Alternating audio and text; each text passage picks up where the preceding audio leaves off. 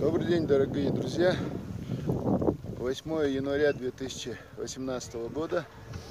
Мы при Эльбрусе, вернее, можно сказать, как раз на горе Эльбрус, в Баксанском ущелье.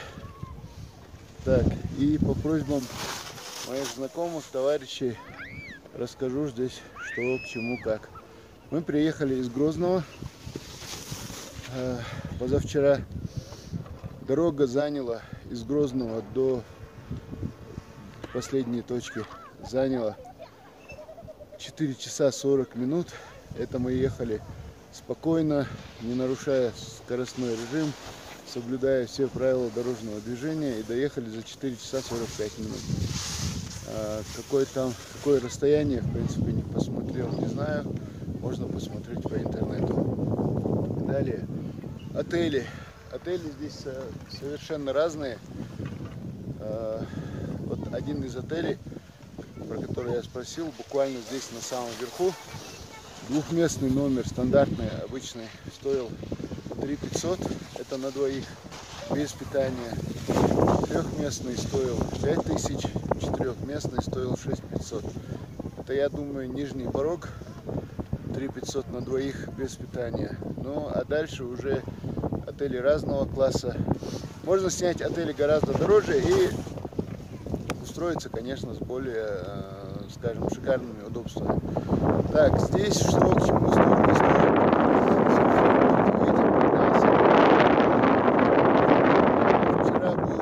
Вчера было теплее, вчера было солнце, хорошо.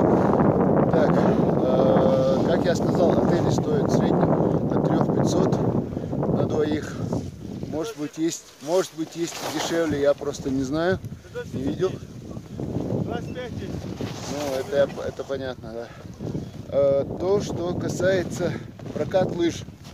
Прокат лыж в праздничные дни, в новогодние праздники стоит 1650 рублей комплект, это на день.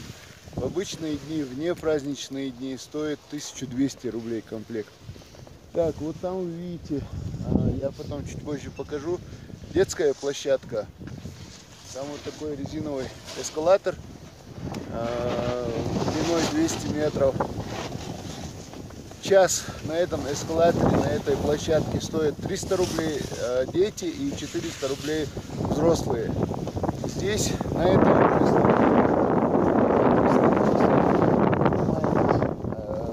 инструкторы называют это бугелем, я не знаю, как это называется. Ну, в общем, подъемник. По этому подъемнику 350 метров вверх поднимаетесь, и один подъем стоит 50 рублей. Так, дальше что еще? Учиться кататься занятие, поэтому очень приятно будет хотя бы на час взять инструктора. Услуги инструктора стоят 1500 в час.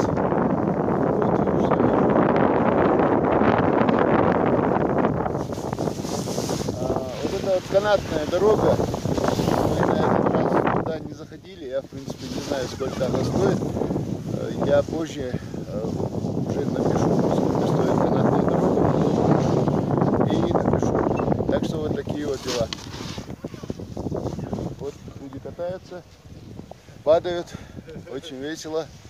Сейчас мы снимем Исмаила Денирханова, вернее, Айлу Денирханова, мастера спорта международного класса по борьбе вольно, и посмотрим, как он катается. Давай, Айл.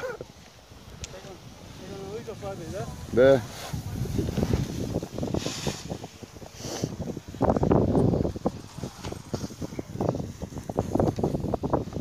При желании буквально за пару часов можно научиться стоять на лыжах и дальше уже тренироваться, как говорится. Сейчас пойдем вниз и дальше уже покажу, что у нас внизу происходит.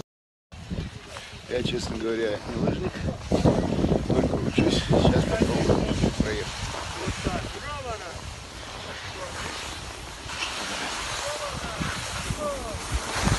Оборот.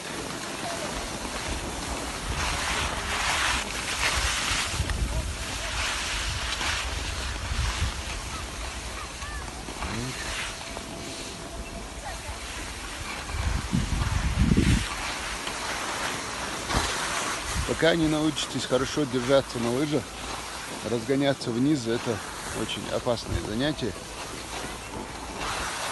Лучше идти вниз зигзагом. Поворот.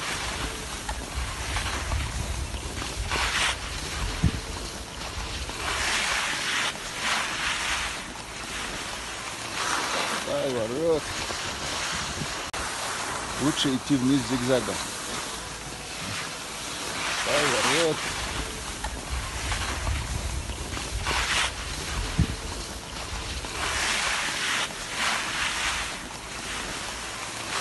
Поворот. Поворачивать на самом деле очень трудно. Вот сейчас покажу, как инструктор учил. Вот так вот берете. Это упражнение у них называется передний край лыж. Передний край лыж надо держать вместе, рядом, задний, растопырить. Как говорится, носки вместе, пятки врозь. Таким образом, поначалу вот так вот попытайтесь съезжать, если у вас нет инструктора, если вы совсем не умеете. Потом по ходу, когда уже чуть-чуть будете держаться на ногах, вот на одну ногу делаете упор, на левую, допустим, в данном случае, и поворачиваете. Потом раз на другую ногу делаем упор, на другую ногу делаем упор, поворачиваем. И вот таким образом спускаемся вниз. Делаем упор на другую ногу, повернули, спускаемся. Поворачиваем, делаем упор на правую ногу, спускаемся. На левую, поворачиваем направо. Вот как-то так. На самом деле очень интересно. Очень так. Сейчас важно ни в кого не попасть.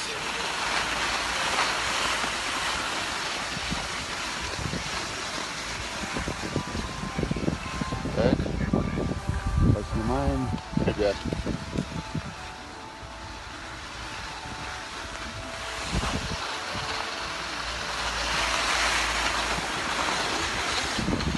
Остановка. Так. Вот так вот и катаемся. Очень классно здесь. Да, мула. Скоро откроется, совсем скоро откроется у нас в Чеченской Республике курорт Ключи. И тогда уже сюда ездить нужды не будет. Все горные лыжи будут у нас на месте в Чеченской Республике. Иншаллах. Это вот то самое место, где на Эльбрусе катаются на лыжах. Азао, высота 2350 метров. Вот здесь вокруг очень много отелей.